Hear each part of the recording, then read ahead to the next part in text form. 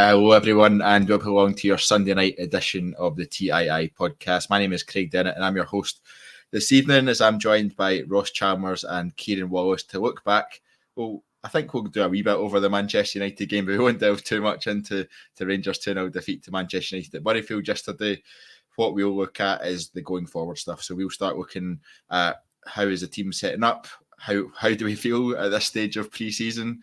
I don't think I've felt this disconnected to a Rangers team for quite a while at this stage of pre-season, but we'll get into that.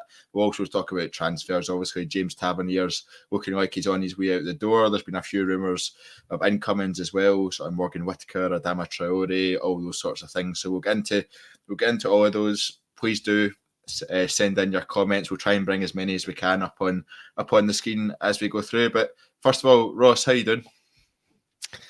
I am very good. Other than watching Rangers, I'm very good.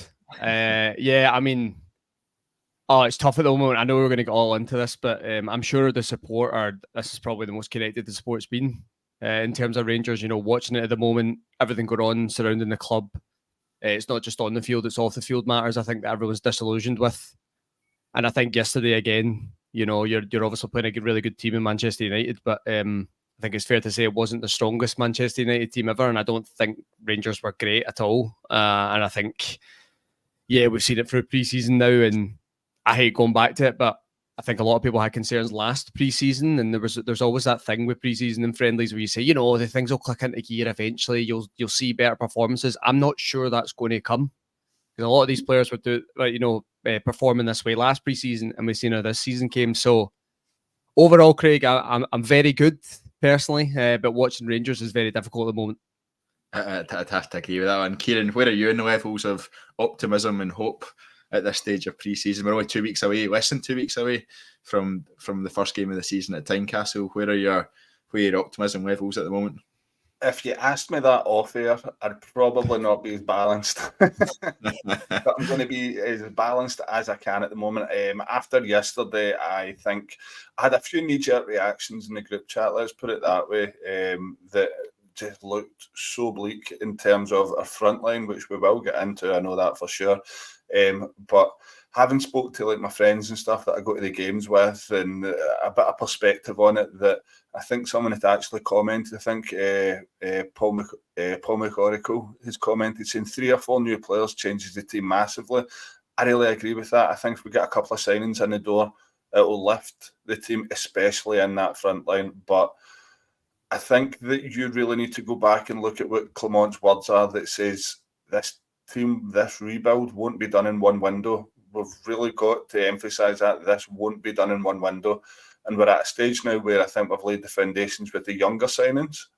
They're yet to progress, and I think we'll speak about Jeffrey later as well. I think he came in for a bit of a rough ride on social media, which was a bit unfair.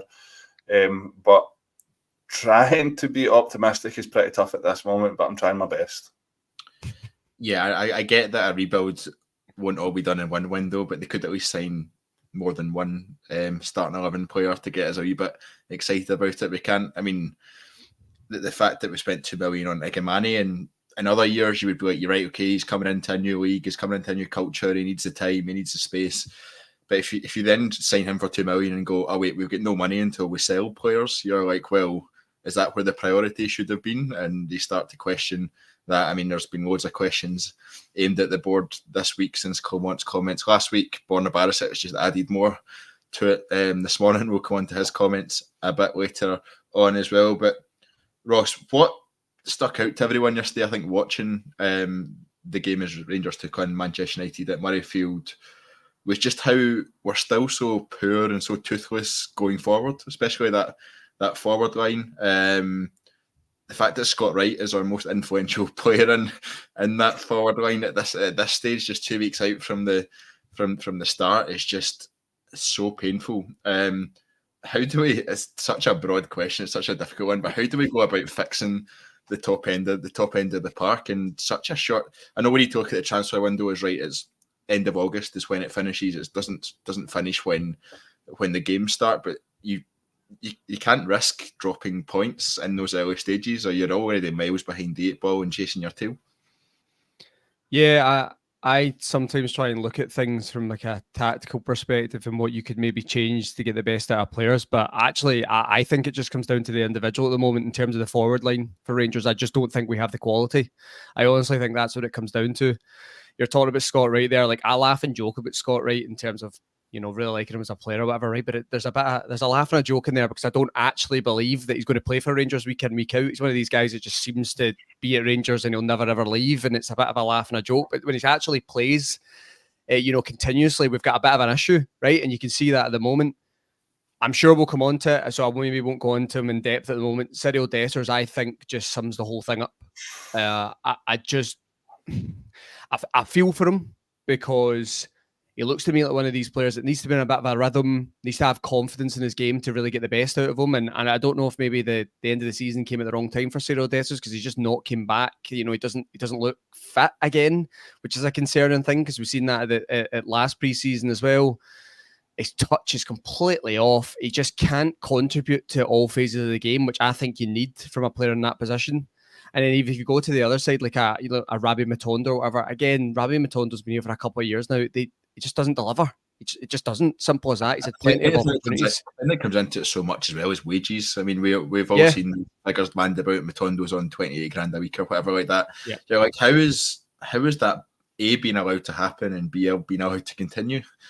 Well, there's several players like that in the squad at the moment. There's a Sam Lammers sitting there in the B team picking up 25 grand a week and he's in no hurry to move. And by the way, I would be exactly the same way because if you're, as a club, are handing out contracts like that, you have to accept that the player will see out that contract. It's two sides of the deal.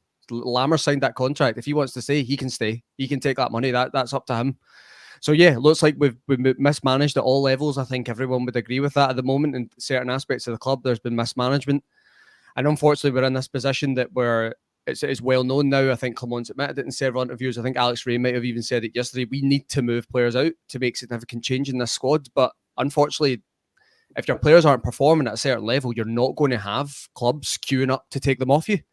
So Rangers are probably going to be in discussions with clubs all the way to the end of this window, trying to move players out. If they're going to probably have to reduce their fees significantly in terms of what they would ask them for players just to try and get them out the door. And unfortunately, at that point as well, do you have the time to bring in adequate quality to replace them? Probably not.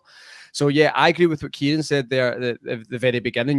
This is going to be several windows trying to rebuild this squad.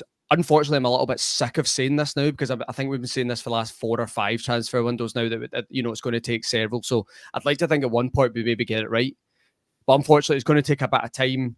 I think the major concern is I'm looking at that team at the moment, and I would always look at the kind of early parts of the season. You would maybe look at the European qualifiers, and I think you mentioned there the first kind of month domestically.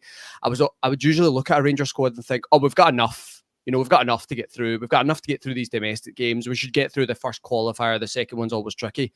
I'm looking at that team at the moment, and I don't think they'll get through the first qualifier. Not a chance. I don't think they'll either at this stage. I mean, the draws tomorrow, as we are recording this Sunday night. The draws tomorrow for to find out who we get. But you see, the likes of Fenerbahce are in there. Seen they're potentially spend 20 million euros on a player from France, and you're looking at us going, right, well, how do we compete with that? And as a squad, even with new signings, that's a tough ask. Yeah. But at this stage, you're just like, well, we've got no chance. And it's like, I'm never going to start blaming the board at this stage of the podcast, so we'll save that for later on. But I mean, it's such huge mismanagement at all levels of the club that have led to, firstly, being in a position where the squad isn't deep enough to go through the full season at a consistent level to be able to carry on the form to win the league. And secondly, to be at a stage where you've still got a chance to get that £60 million windfall and you're just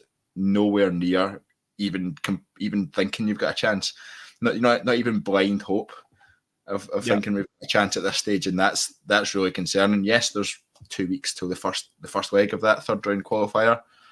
You've got a chance to bring in a couple of players, but it seems already seems too late for that one. Kyran, Cyriel Dessers is someone that Ross mentioned. Ross even told about before the podcast and said they can't wait to spend another podcast talking about him. JD says, I do appreciate Dessers' goal tally last year in difficult circumstances, but yeah, it annoyed me a lot yesterday. I think we've all seen the clip going around social media where the ball's passed forward, a 5-yard pass. I think it was Diomande passed the ball 5 yards forward to Cyriel Dessers, and he tries to control it with outside his foot, and he just loses it completely. And Man United are straight away on the counter attack. I think he was to blame for the first goal for a similar kind of circumstance. I'm struggling to find the words to describe what I'm actually thinking about Cyriel Dessers at this moment in time. Will simply buying a striker, I was going to be harsh and say a competent striker, but will simply buying a striker, will that be enough to fix it? Or do we need more than that in that forward line? I think buying a competent striker will fix it. I'm just absolutely sick of watching the guy now. Like, I know folk are saying I feel sorry for him, but there's another one in 35 grand a week, and we're the mugs that are paying season ticket money to watch a guy that tries to control a ball like a child controlling a balloon at a party. Like, it's just, we can't go on like this. Everything was breaking down, and we talk about the clips that have been going around social media. The one where Rabbi Matondo has absolutely burst his gut to get through the middle, and he plays the pass 10 yards away from him. But this is bread and butter stuff for a striker. Let's be honest, though, it's probably possible that Matondo doesn't even control the ball himself, because we've seen what he's like again. My issue is that, and I think me and Ross spoke about it earlier in the week in the chat, that we've got to be realistic here and know that at the moment Dessers starts away to Tynecastle. Danilo's not going to be fit. I think you'll maybe see him play a half on Wednesday night. You won't see him play 90 minutes before that game at Hearts, so there's very little chance that Danilo starts that game. In terms of Igamane, he's probably even behind Danilo a wee bit in terms of his fitness and joining up with the team and integrating with the squad. So yeah, I've seen a few comments saying he's at the Olympics. I know he wasn't initially in the Moroccan Olympic squad, but I don't know if he's been drafted in. There's been a few comments suggesting that, but I don't think he is going there. No, it was public yesterday that he's working on his own, getting his fitness up, because I think, was it Clement said that he's got to acclimatise. This is a level he's not been used to. His fitness is nowhere near the level of the other guys and stuff like that. He went into a bit of depth about what he needs to do to get in there. But let's remember, though, the same happened with Diomande when he signed as well. He was a wee bit off it and spent a bit of time on his own working one-to-one. So hopefully we see him quicker than usual. But in terms of Dessers, it just needs to be gone. We need something else up there. Everything was breaking down round about him. And you guys have played football all your life as well. When you've got a guy like that in your team that you can tell is struggling during a game, the attitude around the team changes as well, and a guy's attitude towards him changes, and you do a lot of good work building up, and he can't pull the ball in, he can't produce anything up front. I mean, there is games where I've felt sorry for him, where he has been chasing lost causes, but yesterday that wasn't the case. He had ample opportunities to do decent things in the final third, and he just couldn't. It's really, really frustrating now.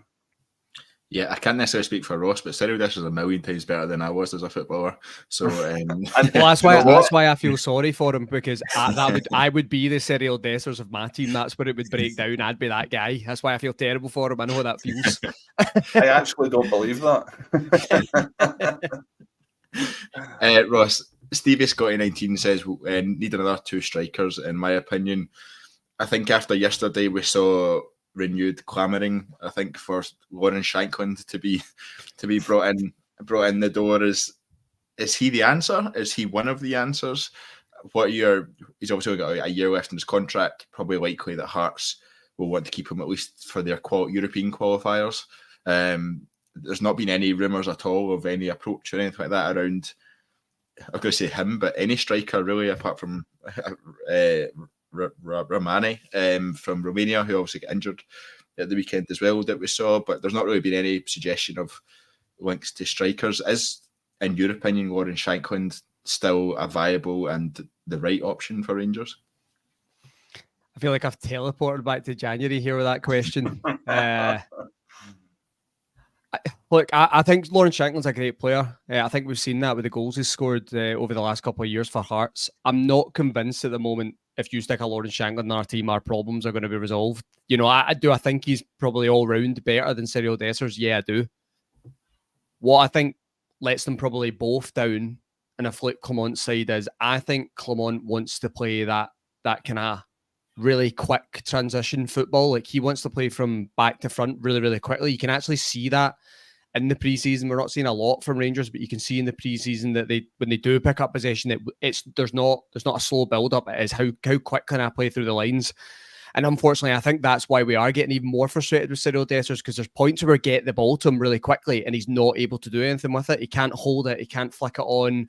There were several times yesterday where the pass is just short. And I think you mentioned it earlier, Craig, that actually leads to Manchester United's first goal. It's a great goal by Amad Diallo, by the way. Probably shows the quality that the boy does have. Unfortunately, we didn't see that enough here. But that, again, is the frustration, because you're in a really good position to break. You know, I think it was maybe a 3-on-4 or whatever, but in terms of Rangers can progress the ball at the park, you never know in terms of once you get around the box, you can create a chance. And Cyriel Dessers just isn't really able to do that. He looks to me like he very much is a kind of penalty box striker, but unfortunately, we don't play a style that fulfills that. And actually, there was at times where Antonio Cholak was very similar, I think, for us, you know, and I think that's why a lot of the fans got frustrated about it, because he didn't contribute enough in terms of the build-up. And I think that's, again, why we all loved Morelos, because he got involved and he was able to do certain parts of the game that really helped us as a team. And even with Morelos, at times when he was playing at his kind of peak, if he wasn't having the best game individually, he could still contribute and help the team. And I don't really think we get that from Dessers at all. I also don't think the reason why I'm not convinced that kind of like-for-like swap with Shankland works is Tom Lawrence behind, I think, is an issue. See the Tom Lawrence-Dessers partnership here. If we start with that in the season, that it's going to be a long, hard season watching Rangers, because he's obviously changed the kind of off-the-ball shape to a 4-4-2 now, and he's obviously dropping us a wee bit deeper, but teams can play through us so easy. Like, there's no, like, Dessers and Lawrence don't have the athleticism or the legs to cover the kind of passing lanes to make it difficult, and balls are they're just threaded through the lines. And that's what I feel really sorry for Diamonde or a Barron, because they're outnumbered all the time, because most teams play a 3 in midfield. So that needs to be looked at. But in terms of the individuals itself, I'm not convinced if you just take a Dessers out and you put a Shankland in, it's going to make a difference. As for Dessers overall, I'm with Kieran. I'm sick of watching them now. Seriously, I'm sick of watching them. I think the whole support is the same. We have absolutely no chance of sustained success if Cyriel Dessers is our first choice striker this season. You can write the whole season off now, and that sounds extremely harsh, but I think we've watched them enough now that you just know you're not going to get it. That's not going to come. You know, that is the type of player he is, and he just doesn't suit us, unfortunately. He had a really good season last year in terms of his first year, scoring a lot of goals. But if there is serious interest in him, and I know Cyriel Dessers is coming out and saying, you know, I want to stay, and that's fine, I get it. I think we would all be the same. You'd want to play for the Rangers as long as possible. It's a big club. But the club have got to be trying to do all they can to move him on and get a fee in and just go again. Just write it off, draw a line under it, and let Clement go and get a striker. Whether that striker is Lawrence Shankland, I doubt it. Yeah, I'll just bring up a couple of comments before I come to you, Kieran. Our very own Reese says, can't see Shankland happening when we had absolutely every reason to do it in January, but it didn't.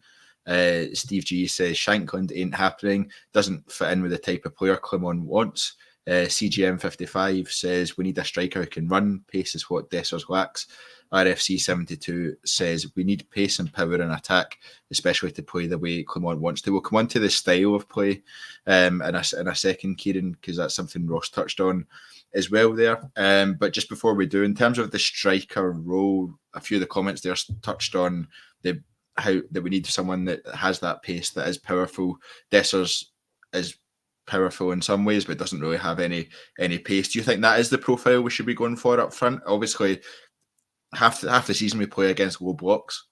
More than half the season we play against low blocks. So is really a pacey striker really what you need, or what kind of profile of striker do you hope to see coming into Rangers? No, I think the last comment, it was absolutely bang on. We talk about pace and power. I think this is maybe something that we can hold on to positively. Abdallah Sima, he ticks the 2 boxes with a plum. He is the man for me that should play through the middle. He'll offer us so much. And again, he's versatile, can play on either wing across that front 3. So for me, I think, was it reports last night, is it Albion Rahmani came off the field with an injury and he was in tears? Looks to be a serious injury now. I don't know any more regarding that, but he looked to be our top striker target this summer. So I'd imagine if that's a serious injury, we're 100% going to sign him. You know how we work. I was waiting for the punchline there. So, no, in terms of Sima, you look back to the last Old Firm game, the cup final, we changed completely as soon as Sima went through the middle, because I think that is the way. I think Ross touched on it as well. Clement likes to get the ball out from the back and move it forward quickly. He's the perfect solution to that. If it's running from wide or if it's holding up through the middle, there's been an issue with his pace, he's the man for the job there. Again, if we had the money, we would have him right now, but we don't have the money at the moment. For me, the bigger issue is if Tav goes, where do we reinvest that money now? I think I spoke on it earlier in the week that we should look to loan in a right back to back up Sterling, because I don't think the options we have at the moment are good enough. But I think that money has to be reinvested in a striker or in the front three, because if we look across the piece just now, that front three of the options that we have just now, how many of them are good enough to start for Rangers? Danilo, Cortez, that's it. That's grim, very grim. And there's question marks over those two as well, really. How much of the two of them have we seen? Yeah, so there's two guys coming back off a long-term injury, and in my eyes are the only two that are good enough at present to start. I know that sounds a wee bit harsh on McCausland, but again, he's going to need time to progress. I think he had a good season last season, but again, is he ready right now to start for Glasgow Rangers? No. And I think the same goes for Scott Wright, and I think it goes back to a point I made on Wednesday night. I would much rather see one of our youth players get a chance in these slots, with the chance to progress, with the chance to do well enough that we can sell them on, rather than Scott Wright. That boat has sailed. It's been tried over and over and over again. And everybody bangs on about stats. Ryan Kent ran out the building because his stats weren't good enough. And I know we paid a lot of money for him, right? But Scott Wright's stats are possibly some of the worst I've ever seen for an attacking player. We just need to move on from him. We need to move on from Dessers. And I get it, the fans are just sick of it. But hopefully, in the next couple of weeks, we do see some reinforcements come in there, even if they are cheap options. I think they can't be much worse. I think if we that's where we are. What a place we are in right now, eh? Oh man. I was about to kind of finish on a positive note on that one, but he kind of took the wind out of my sails there, Kieran. Sorry, man. I do think if you bring a striker in, you bring a right winger in, it does change the landscape quite a bit. You've still got a lot of questions over central defence. You probably need another central midfielder, and there's still a whole other argument to be had about the depth of the squad and how strong we are, despite having about 40 players, and how strong we are in each position. There's probably conversations that we will have over the next couple of weeks, as hopefully we'll see one or two signings come in before the Hearts game. Ross, you kind of spoke a wee bit before about style of play. I think I spoke with John Walker about it on last week's podcast, the sort of 4-2-3-1 in the attacking phase, and then the sort of flat 4-4-2 in the defensive phase. There's a lot of people and a lot of Rangers fans who watched a lot of football watching us play under Foot come on and just saying, what is our style? They can't see it. What is your view of our playing style, both in attack and defence, as Kieran's just randomly... Kieran didn't want to listen to this. He doesn't want to hear it. The Clement style, he's had enough of it already this season. He's off. He's not listening. I'm tired of high presses and 4-4-2s and counter presses. And I'm only kidding. It was getting a bit dark in here. What's his style? Yeah, I have to say, right, I think Philippe Clement is the long-term answer for Rangers, right, as a manager. I really do. I think the interviews he's had in pre-season and talking about the kind of long-term vision for the club and talking about the kind of recruitment model, and it's all about trying to build, bring in younger, bring the age down in the squad, bring in younger players, develop them. Talking about selling players on for fees and things like that, right? I'm not really sure the manager needs to be involved in that, but you get what I mean. He's all about developing players. It's not about just going and signing experienced guys and putting them in. So I think long-term, we've got the right manager here, right? Especially when we're in the kind of rebuilding phase. He's done it with previous clubs. So I have no concerns with Philippe Clement as a manager in terms of that side. I am a little concerned, and I think a lot of the sport are, with what we are seeing in the football. Now, I thought when he first came in, he got that kind of that bounce you always get from a new manager, right? Players are playing for their position. There's a lot of energy in the team. And I think we've seen that, and we were on top of that for quite a while. Obviously, I think it was around the Motherwell game we lost at home, wasn't it, where everything seemed to fall off a cliff. Now, again, that maybe comes down to the mentality side of the squad, and not really be having the experience to deal with that. But I have been concerned in certain games that I'm not really sure what we're doing at times. And I have to say, in pre-season, again, it's a tough one, right? Because I look at the team playing and I think, right, the majority of the individuals on this part are not good enough, right? And I think we can all agree with that. But I have seen the other side of that saying, but you should still see a style, like what you're actually trying to do. And I think that is fair. I genuinely think that is a fair point, because I have to say I'm kind of in that position as well. I think we watched the Scottish Cup final together, right? Terrible day, obviously. But I think I was saying that at the time. I was like, I don't really know what we're trying to do. Yeah. And maybe we have to be patient in that, and we have to let him bring in his own players, and maybe we will see a better Philippe Clement side. But I'm just not seeing it right now. This persistence with the 4-2-3-1, I'm not a massive fan of this formation. In fact, I think it's pretty outdated now in terms of modern football. So that kind of concerns me that we're sticking with it. You're also sticking with it. You want to play this kind of high energy game, but your two, most forward players in Dessers and Lawrence don't have that. That's not their skill set. They don't have the athleticism. So again, I don't get why we're sticking to that. I've said this before. Most teams play it this way. I would go to a 3 in midfield, because I think you're going to see better from the likes of Mohamed Diamandi with a bit of a freer role. I think you'll see more from Conor Barron, who I think we can all say is one of the positives that we're getting out of pre-season. And I think we do have the fullbacks that you can rely on the width to give you that. So I think that would suit us more. Ultimately, Clement knows way more about football than I do, and he always will, obviously. But I have to say, I am the same as a lot of the support. I'm not really sure what we're trying to do at this point. And I have to say, and I brought it up earlier, we all had the same concerns last pre-season, right? And we've seen how that went. So that is something I think we need to see in the next couple of games. Can we see maybe against opposition that is more kind of our level, right? In terms of a Birmingham, obviously I'd expect this to be Birmingham, right? But a Union Berlin, for example, is probably a similar level to us. Can we start to see a bit of a style? Can we start to see something that we can grab onto for the season and think, okay, if you get the players and the individuals that you're looking for and put them into this system, we will have success. Unfortunately, it looks like that forward line at the moment is just not giving us anything that we can really cling on to. So maybe we have to be a bit patient in that side. But I can also understand the other part of the sport that's like, he's probably had enough time now that we should see this. Yeah, I think that's where it's a tough one.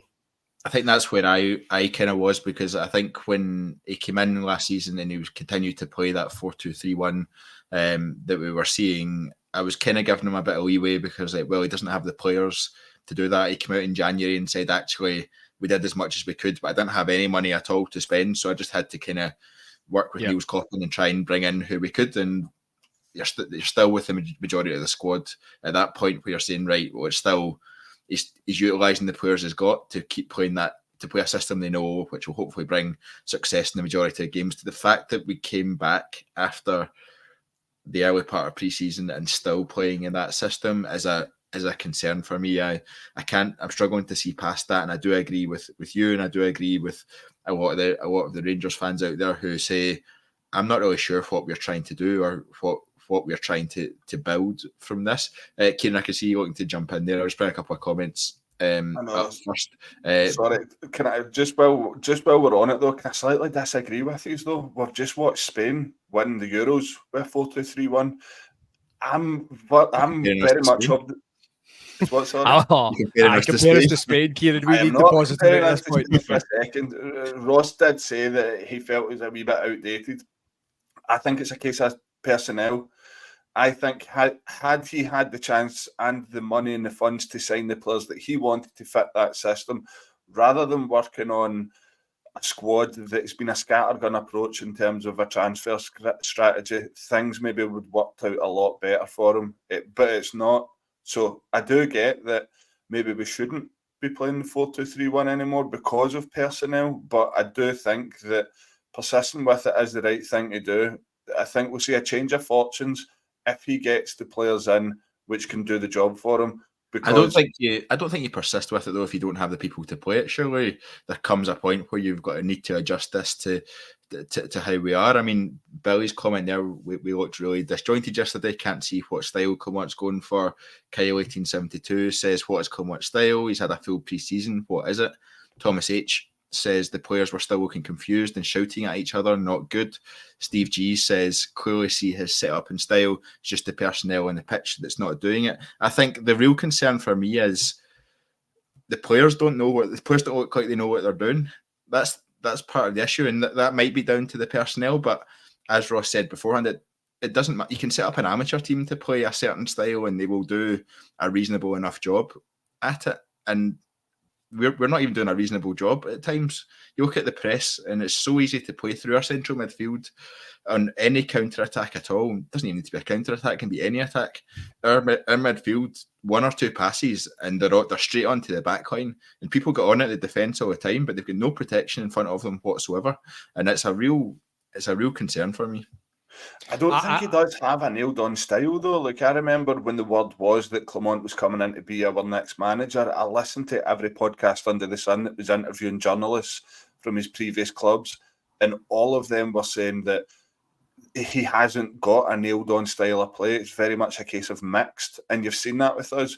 We're direct through the middle. We're either building up from out wide or we're going long diagonal. Now, I know that's not pretty, but even when the honeymoon period was here with Clement, it was a mixed style of play, and everybody said that, and I liked that because teams weren't really sure how to come and set up about how we play. But again, personnel makes things one-dimensional. At the moment, personnel is going to pretty much dictate everything that Clement could do, and I do feel really sorry for him. You look at everything that's happening at the club, you look at the Hampden debacle that is completely out of his hands, which he's trying to prepare to qualify for a Champions League with an arm tied behind his back in terms of finances, in terms of the CEO walking out, in terms of just everything in general. The buck is having to stop at him, and it's unfortunate that's the role that he's in, and it's the first proper manager that we've had in a long, long time that he's now having to deal with this. Imagine Clement and a Rangers with stability. It would be a very different story. Yeah, Ross, you were going to come in there. I know, Kieran. Actually, Kieran's made a lot of good points, and you sound surprised. Yeah, nah, I would never say that. No, I'm actually just thinking to myself, yeah, I really can. This seems to be my phrase at the moment on this podcast, that I can see both sides of this, right? I think I said that in my answer. What kind of concerns me, the big thing that concerns me, right, is, and I think you highlighted it there, Craig, how easy it is to play through us. And I think we've seen that several times last season against Celtic. Now, I know that shouldn't always be the gauge, right, in the Old Firm fixture. That's what you look at. But ultimately, that is the kind of, that's the leveler, right, for us every season. And you would hope most domestic games we should have enough, even when it comes down to individual quality, to get through the games, right? I've seen it several times against Celtic where they were building it from the back and it's one ball through the midfield and they're onto our defence. And we've seen that again several times in pre-season so far. And I'm not really sure how we're not kind of identifying that as a worry, because even in SPFL football, domestic football, if you give teams enough chances like that to play through you, they will capitalise at some point. And I think we've seen that, kind of Dundee away last season, Ross County away. We've seen teams kind of play through Rangers like they weren't there at all. And I think a lot came down to that point. It was about personnel, wasn't it? I look at John Lundstrom. He's no good enough. And by the way, I agree with that. He wasn't good enough and he's moved on, and I think we're all happy about it. But you're still seeing the same problems. So you've taken one of those leaders out, you've put someone else in, and that's not having a go at a Barron or Diamondi, by the way. They're kind of exposed in this setup, and that's the bit that concerns me. If you know that you can't press high, and he obviously knows that at the points now, because Dessers just can't get close to anyone, right? Anytime he tries to get close to someone, they just pass it around him, right? So it's pointless. He's obviously asked them to sit a wee bit deeper. But I don't think Lawrence and Dessers work in that kind of two. So the ball is just played through the lines and we're exposed. And then Kieran made a good point there in terms about, we want to break quickly. The problem is you can't break quickly because neither Lawrence or Dessers are those type of players to break quickly. So it just seems like everything's, it's a bit strange. I also get the point as well. We do have to be patient and let him get his own players in. But I'm actually more with Craig, and I'm more aligned with Craig on this. I think you need to use what you've got, right? I think he had last season in the 4-2-3-1, and he's maybe looked at it and went, look, I've got all these kind of number 10 players. I'm going to have to play that sort of formation. Well, how did it work out? We didn't win the league. So maybe he has to look at it and go, this isn't actually going to work. I maybe need to look at this. But yeah, maybe we have to have another conversation around this once the transfer window closes. Everything's kind of signed off, and then you see what your squad is for the season, and hopefully that's where we motor on. But yeah, at this point, I have to say, I do have concerns about the way we were approaching games. Maybe that will change over the next couple of games when you're playing kind of lesser opposition. You might see a wee bit more of Rangers kind of in possession, out possession. So yeah, all positives here. How do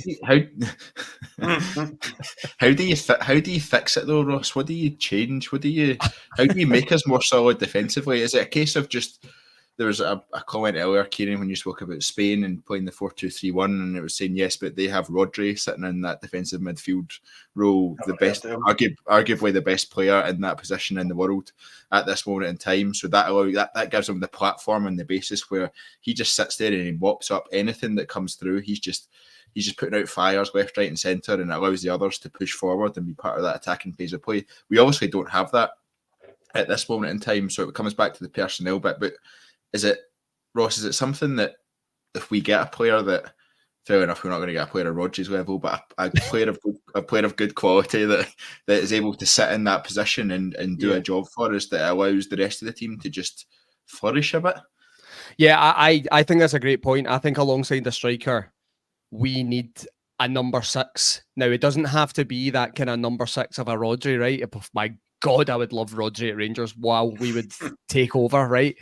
I'd love to see a player like that at Rangers. Unfortunately, we're not going to get a player like that. But it doesn't have to even be that type of player in terms of someone that's so neat and tidy in possession. It could be someone that's in there to break up play. And you have a Diamonde and a Barron in front of that player that gives them the freedom to go and play.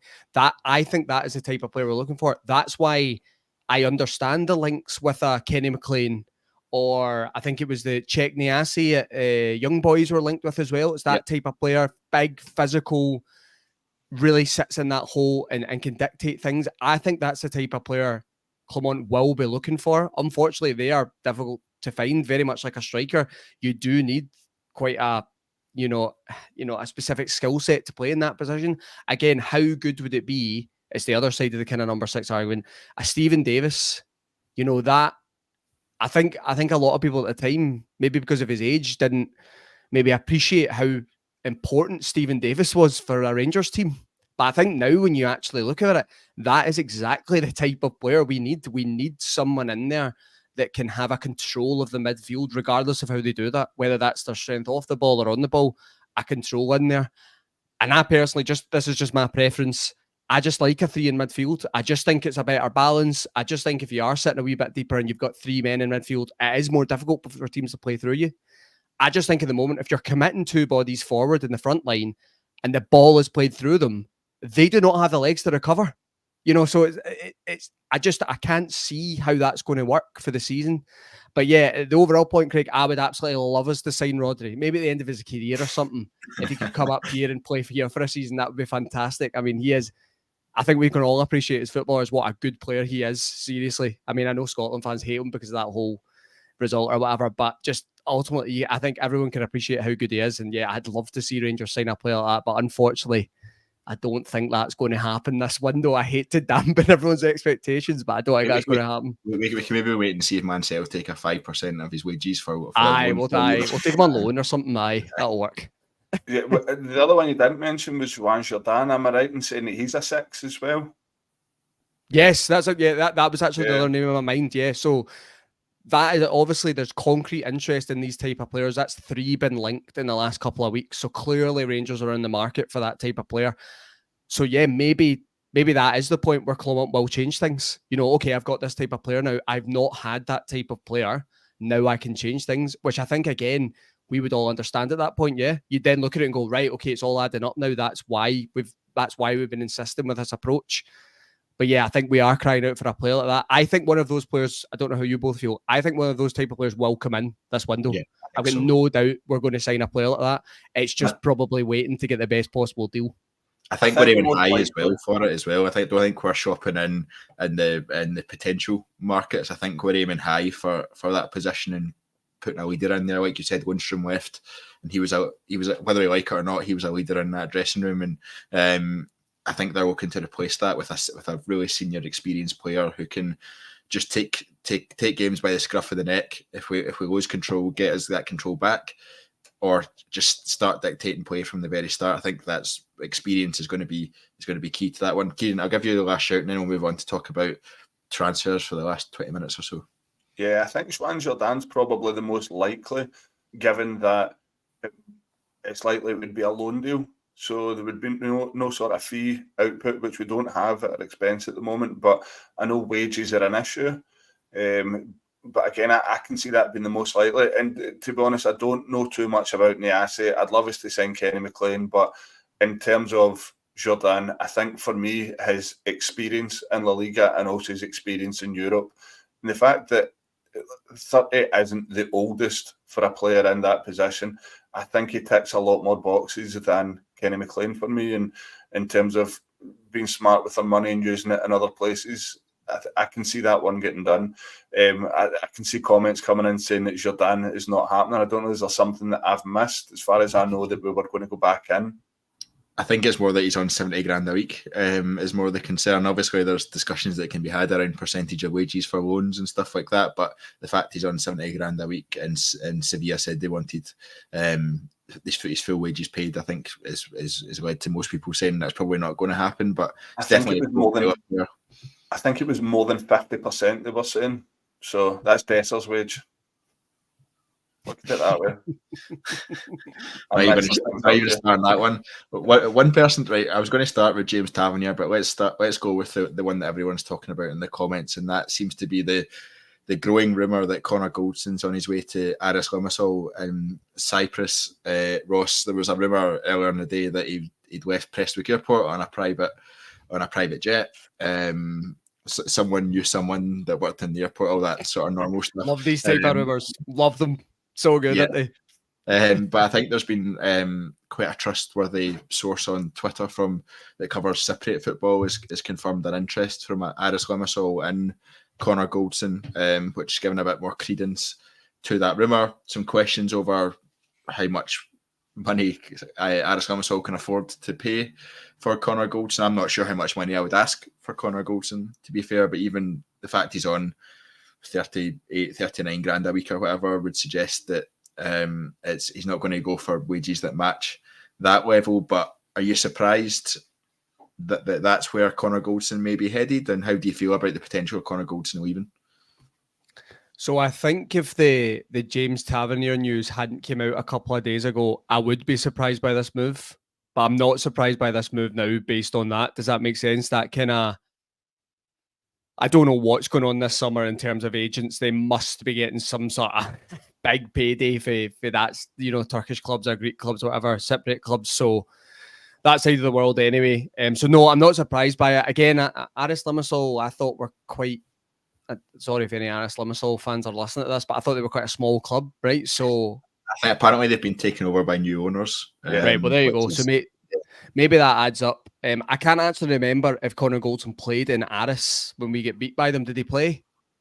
I can't actually remember. Now, if he did play that night, I'm not really sure why he's been signed. But anyway, yeah, look, I think this is one of those ones. Tavernier and Goldson are in the same position this summer. I think all parties would be willing to separate at this point. I think everyone realizes that maybe it is the end of the road for those players. Of course, the players will have to find moves that suit them and their families like any of us would do. So we have to be patient on that. But I think Rangers, very much like Tavernier, would probably take a reduced fee to get the wages off the books. I think sometimes we forget that as a support, and we always kind of look at that top number. What are we getting for the player? This player's one of our most important, so we should be getting, this huge figure. But sometimes the club will look at it and goes, okay, we might take a reduced fee to sell him, but all his wages are gone. We don't have to pay that anymore. So this might be one that maybe goes through for maybe 1 or 2 million for Connor Goldson. And like you said there, if he's quoted to be on, let's say 35 grand plus a week, that's a really good deal for us, especially if Clement feels that he isn't going to be a first choice this season. We cannot have any players at this club on that sort of money that aren't considered a dead cert to play every single week. So I think this would be, again, if it's true, if there's any truth in it, I do like these kind of rumours where someone's at an airport and have spotted someone or whatever. I get told that the other day about Rabbi Matondo as well, but it was the day he was off, so he's probably just home visiting people, right? So it's funny how these things work sometimes. But yeah, I think all round would be a good. yeah. Well, there you go. I just think this one all round would suit everyone. I think Craig, very much the same as Tavernier. I'm sure we're going to come on to that. But look, I have to say personally, I've really loved Connor Goldson as a Rangers player. I actually think as a centre back, we haven't really, anyone we've ever brought in has never seemed to get up to Connor Goldson's level when he's been here. Now, I understand his drop off in the last season, and I'm not trying to defend that. I think it is probably time we all move on. But I think over the years he's been here, has been one of our most standout performers week in, week out. I think he's been the best centre half we've had, and that kind of Europa League run in 55 and things, he was immense. But I think, look, at the age he's at, the wages he's on, if the interest is legitimate and Rangers are, letting him go for talks, I think it suits all parties, and I wish him all the best. Yeah, Kieran, Bluebells or Blues says rumoured to be €2 million. Apparently is being the fee. I think for a player that was leaving us on a free transfer, leaving us for nothing this time last year, was he signed a new contract with us. It did feel like there was quite a considerable drop off last year in terms of his form. Overall, I think that if it is the €2 million or around that mark, plus the wages off the wage bill, as Ross said, I think that's an ideal deal for us. I think that's a great deal for us, actually, if that is the case, and it's probably the right time, similar to James Tavernier, who we'll come on to in a second, that it's probably the right time for Connor Goldson to leave. Is that how you feel about it? Yeah, and I agree with Ross in saying that I know a lot of the people in the comments might not agree with me here, but I think he should be remembered fondly. I know the trophy count with him and Tavernier won't be there, but let's not forget as well that I grew up watching Dick Advocaat teams that are worth an absolute fortune. I wonder what they would be worth in this day's market that couldn't get to a knockout stage in Europe. And we've watched the Tavernier and Goldson era reign it in year after year and be semi-successful when it comes to Europe, beyond anything I've ever seen in any of the eras that I grew up in watching Rangers. In terms of this individual situation, €2 million, I think, would be great for Rangers. What is he, 33? Am I right in saying that? 32, I think. 32 on a pretty commanding wage. Again, like Ross said, suits all parties. I think we would have to replace him. We would have to bring somebody else in at centre-back, but I think we're crying out for that. At the moment, I'm quite happy with Suter and Davis at centre-back. I think they partner up pretty well. I know there's question marks surrounding Davis. I'm quite okay with him. I think he's a decent enough left centre-back, and Suter's a lot more suited to that right centre-back, who I actually think had a decent enough game yesterday. He was solid enough for me. But in terms of Goldson, I think the Ajax game and the Manchester United game yesterday, he looks like a player that's checked out. He looks like a player that's not going to be here come the kick-off and the start of the season. And from listening to other podcasts, I get the feeling that the word coming out the camp is that he doesn't want to be here if he's not going to be a starter, and that's definitely not the case going into the season. So, yeah, suits all parties, suits him as well if he wants to leave. And we get a fee, and the quicker we get a fee in, the quicker we can reinvest that. And I feel confident that we could bring in a replacement. But he's been a fantastic signing for Rangers, and the quickest player ever to 300 appearances. I think that can't be overlooked. Yeah, I think that's fair. I think it'll be interesting to see how Rangers fans look back on both Connor Goldson and James Tavernier once the dust is settled. And then I think, but let's go on to James Tavernier. Trabzonspor obviously seem to have made a formal bid for him. Clubs are reportedly around £1 million apart in the valuation of him, but I imagine that'll get ironed out pretty quickly. For that one, Kieran, is it again similar to Connor Goldson? Right time to leave. He goes with best wishes. Just seemed to fall off a cliff a little bit towards the end of last season. 100%. In terms of Trabzonspor, I would be stunned, and I know it's been reported, and it's probably a lazy link, but I'd be stunned if Gio didn't come in for him with Besiktas.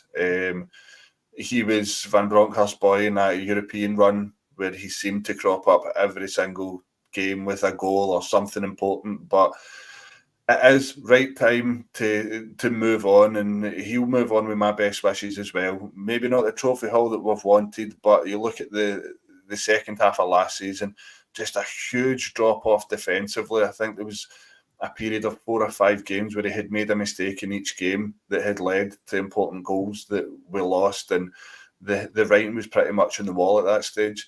And then there comes the Old Firm games coming up against Maeda. He's just never ever recovered from the game at Ibrox. And yeah, it's definitely time to move on. I think we want to be looking at a more solid backline. Sterling, for me, defensively is an upgrade. Offensively is a downgrade, but that's something we need to get used to. There's right backs across the city's won more trophies in 2 years than James Tavernier's won in 9 years at Rangers, and he's probably not got an assist or a goal to his name. So that's the way that you've got to look at it. It's not James Tavernier's fault that his numbers are so good. I think that comes down to your front three and the creative players ahead of him not being good enough, and that's where we need to improve. So yeah, Tavernier moves on at the right time, and he moves on with my best wishes, 100%. Cut the wrong comment there. Actually, Raheem Sterling there, by the way. Imagine him at right back for us. I meant Dujon Sterling. I don't even remember if I heard Sterling and I was going away with it. RFC72 says Trabzonspor sporting director must hate their fans trying to give them Borna-Barisic, Tavernier and Lindstrom. Ross, what about the tweet saying our board would look for a straight swap deal to get Borna and Lindstrom back? Ross, yeah, I don't know if Trabzonspor picked up our recruitment team or something over the summer and we've been unaware of it. I don't know. Ross Wilson's new job. Yeah, Ross Wilson, he must be a partnership with Nottingham Forest or something. I don't know what's going on there, Yeah, look, I agree with a lot of what Kieran said there. I think it is the right time to move on.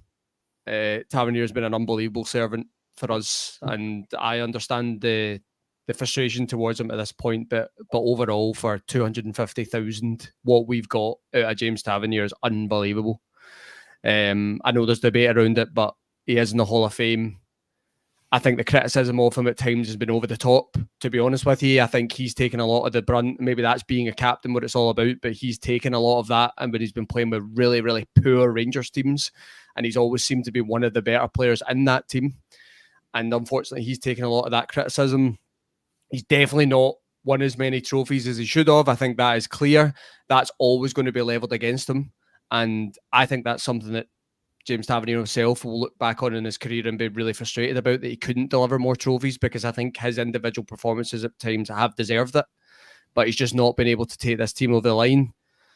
I mean, you look at the numbers, I looked this up earlier, I think it's 131 goals and 112 assists or something like that. I mean, he's a right back.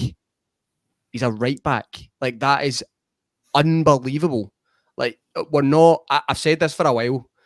We as a support, I understand the frustration towards him, I get it, and maybe that won't ever change with people, but I think as a support over time, Rangers fans will really start to appreciate how good James Tavernier was. Like, we'll never see a player like that again in terms of the numbers he provides. I'm hoping we see a player of the individual quality of James Tavernier again, because we always want the Rangers to be the best they can be, but just those numbers from right back, you're never ever going to replicate. But I think we've seen it the last 3 or 4 months of the season. I think, again, this comes with anyone that's playing week in, week out. Performances will drop. He is like any other athlete, right? Age catches up with you. Eventually, you do lose that kind of yard of pace. I think there's times in the past where he's been caught out of position, like he's been caught out this year, but he's had the ability to recover. But this season, he's not. So he's looked really, really vulnerable with balls in behind. And I think you mentioned it yourself, Kieran, with Maeda. It does look very, very tough for him out there now. And it maybe is the time to depart. But if you look at it just purely from a financial point of view, in terms of the profile of the player, what we have at this point and what we're being offered, if you're being offered between 3 or 4 million for a near 33-year-old, we have to take it. There's no debate about it. We've been in this situation in the past where we've had good offers for players, what I would deem acceptable offers, and we've decided to hold on to the players. And that is why we're in the position we're in. We aren't able to refresh the squad. James Tavernier leaving, I know you're going to lose such a big influence on your side, but you have to take that money and you have to give the manager we have now the ability to go and refresh this team. So again, wish James Tavernier all the best with the rest of his career. Hopefully he's got another couple of years in him, and I'm hoping over time people will look back on him fondly. Regardless of the trophies, I think just look at him as an individual. He's given us a lot for the money we paid, and Yeah, I will be gutted to see him go because I've loved watching him over the years. Maybe I'm alone in that, but I will be gutted to see him go just because of what he's given us over these last like 8 years or whatever. So yeah, all the best to him. Yeah, and he will go with my best wishes as well, as will Connor Goldson. But 55 minutes into the podcast, and we're just getting to the incomings or potential incomings. Shows you where our transfer business is, mate. But we need to sell people before we can get incoming. So, but this one kind of came, Ross, I'll stick with you. This one kind of came out of nowhere. Was it yesterday or Friday? I can't quite remember. We obviously learned last week from Foot's comments that we needed to sell before we could buy. Then we learned from a report from Scott Burns at the Daily Record, who's normally a reliable source when it comes to Rangers and news, that we had a £7 million bid rejected by Plymouth for Morgan Whittaker. A few questions on this one. Firstly, you surprised we were linked with a player at that level of cost after Clement's comments last week? Are you surprised we're still in for Morgan Whittaker when we could have had him for £2 million 18 months ago? And how exciting a signing would that be if it was one we were able to go over the line? Well, yeah, I mean, exciting, absolutely. I'd love to see this one go over the line. I'm doubting it based on the fees quoted, and based on Morgan Whittaker's performances last season in the Championship. I think he got like 19 goals playing for 28 Plymouth. goals and assists combined. Right, there you go. 20 goals and assists combined playing for a Plymouth side that just avoided relegation. So that shows you how good a season he has had. There is a bit of frustration there in terms of if that is the fee it's being offered. Yeah, it is frustrating that we could have got him last year.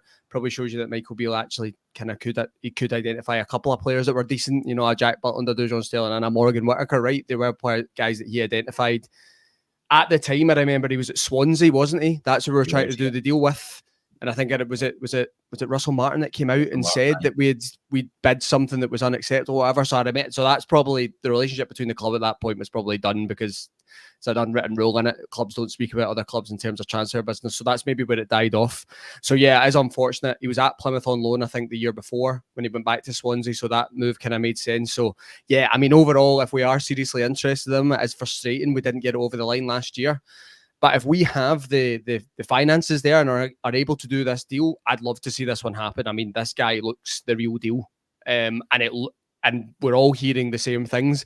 It sounds like he really, really wanted to come here last year. And it sounds like he really, really wants to come here again this year. If you've got someone of that quality that wants to come and play for us, we should be trying to get him. It is a lot of money. And I think I put this in my Twitter account. I would rather invest this money in Whittaker than I would in Abdallah Sima. Honestly, just because of the injury record of Adama Sima, and you look what this guy's doing down south, you know, only 23, whatever. I would love to see him come in. Whether it happens, I'm not sure, Craig, based on the money. Yeah, 1,000,000%. I'm completely on board with you. I think that's sort of level output for a team that aren't dominating games, that aren't that are struggling down the bottom of what is a very tough league. I think his performances last year have shown.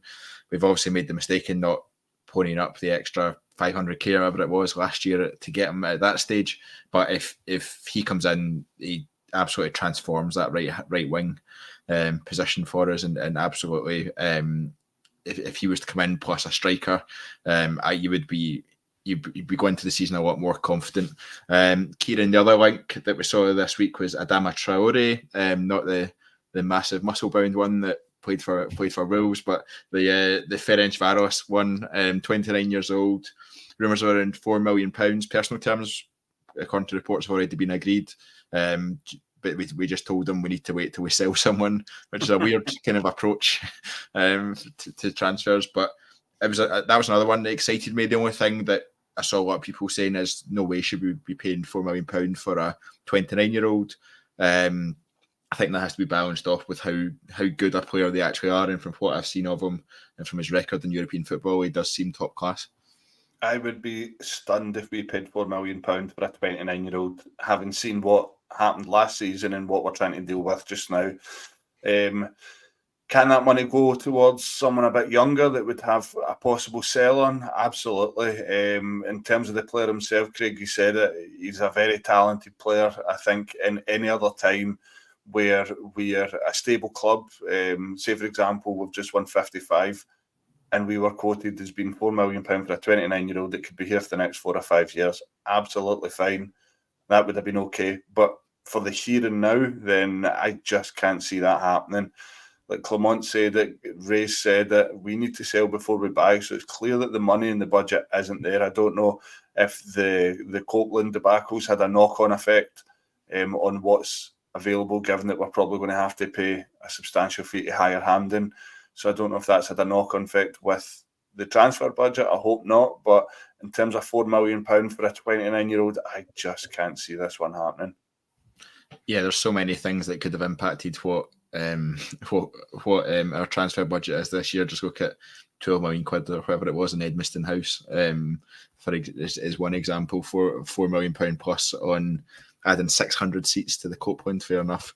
It brings more disabled access, which is a positive, but it's just whether it needed to be done here and now, I think is maybe the question around that one. But yes, plenty of questions around why our transfer budget is what it is, but we do need to get on more stable footing when it comes to the financial side of things, and the club needs to get its arse in gear in so many different areas that it's impossible to even list them in an hour that we've been on this podcast. So, but thank you very much to Ross and Kyran for joining us. We'll round it up there. Thank you very much to you all for listening.